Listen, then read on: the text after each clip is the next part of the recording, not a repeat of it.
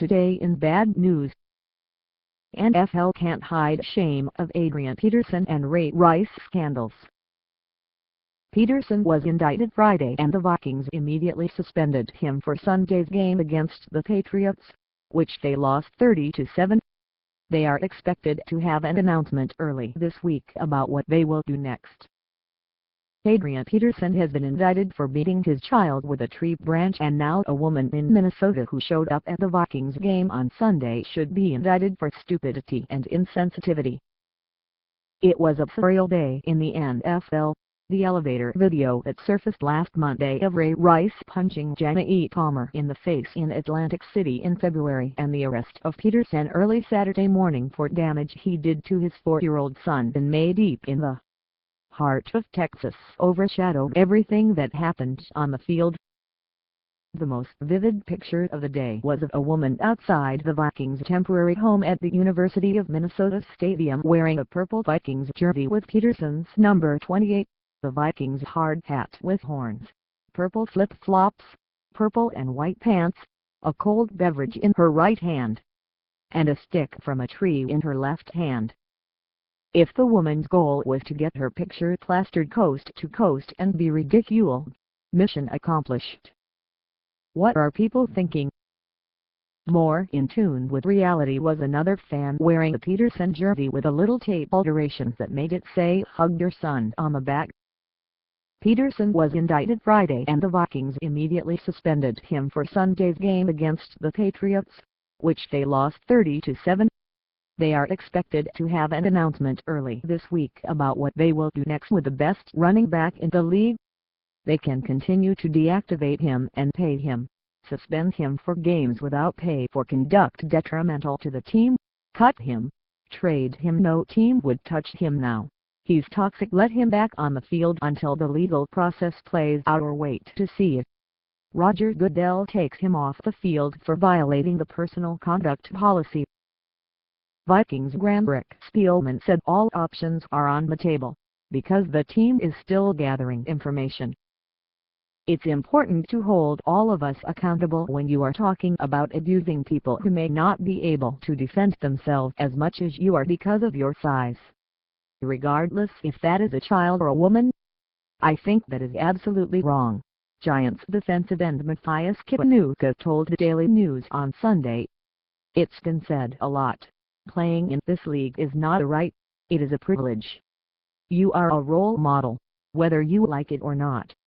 Your face is on TV. You take the good with it. When you do something wrong, you got to take the punishment. We'll stand behind our brothers until the evidence comes out. If it is proven that things took place or things transpired that shouldn't have, they deserve to be punished. Goodell's beloved Shield and the league's image have been taking the terrible beating. And so has Goodell for the way he's handled the Rice crisis. It seems to be like a mess, Kiwanuka said. This was a league that was established and built on a high level of integrity and transparency, and there needs to be accountability at every level. Ultraviolet, the national women's rights group, flew an airplane over MetLife Stadium before the game with a banner, "Goodell must go." The Panthers succumbed to intense pressure to take Pro Bowl defensive end Greg Hardy off the field following the revelation of the Rice video and subsequent firestorm. He was deactivated for Sunday's victory over the Lions.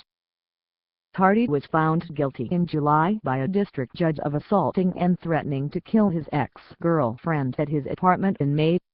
He has exercised his right provided in North Carolina to appeal with a jury trial, which is scheduled for November 17 but not expected to take place until next year. It will be as if the first trial never happened. Even so, he has been convicted, but the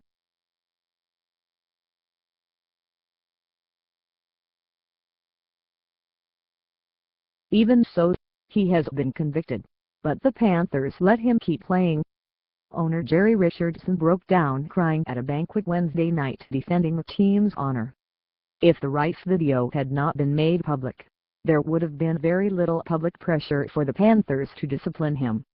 The Vikings' quick action against Peterson probably influenced them also. Panthers coach Ron Rivera said Friday that Hardy would play. Then, after consultation with others in the organization, he said Sunday he made the decision to deactivate him. "My rationale was it was in the best interest of the Carolina Panthers." Peterson's case is perplexing. Last October, his 2-year son died, the victim of child abuse by the boyfriend of the child's mother.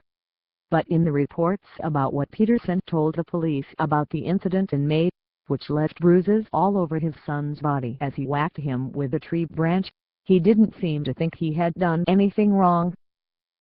The 49-year-old thus had expected Goodell to attend the first regular season game in their new stadium Sunday night against the Bears, when Reed McDonald, who was arrested recently for domestic violence, was starting for the second week in a row and where another flyover protest was scheduled.